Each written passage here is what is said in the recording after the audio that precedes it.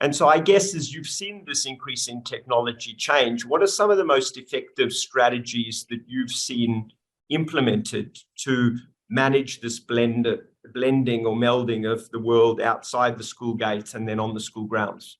Good question, Warren. And I was sitting here listening to Julie, and I couldn't help but agree with absolutely everything that she said. Look, I guess the starting point for that is we have to, in schools, accept that our responsibilities now, insofar as online behaviour off campus, is very much more part of our responsibility.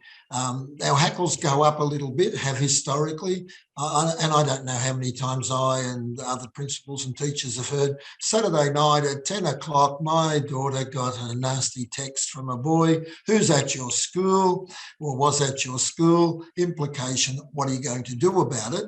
And it's very frustrating because teachers and principals, school people are already working very hard and long, and whenever you get one of these issues, you don't solve them quite as quickly as if there was a schoolyard issue in 5 minutes. So the starting point is, I think we have to reframe emotionally ourselves to say, this is the new world, and in doing so, we will approach those issues, I think, in a more considered way. So I think that's the starting point.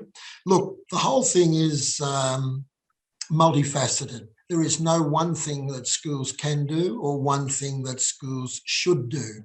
I mean, the educative process is one thing that we do. And as Julie said, there are so many resources out there.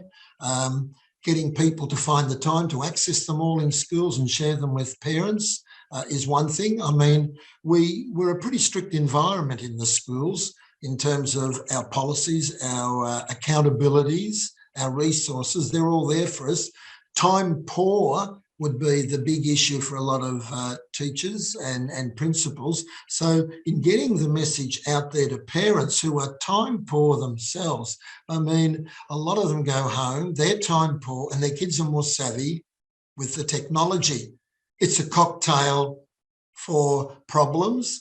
And I think, in fairness to children, they really don't understand very readily the potential consequences of saying and doing things online, and telling them once or twice is not enough. Now, there are, as you said, technology management tools out there. We use them in schools. Having parents use them more with their children is another thing. I mean, getting children to speak up more. I mean, there is that dobbing in principle. I mean, children can get excluded from their social circles out of school without us being aware of it until there's a problem more. Empowering children in the process. I'm a great believer in agency, and listening to Julie, they're right onto that. Look, and patience. We really need patience to get this message through.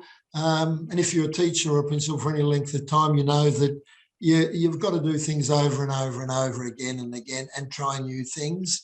And at the end of the day, I think, going back to my first point, accepting that our responsibilities in this domain have grown from what they used to be. Yeah.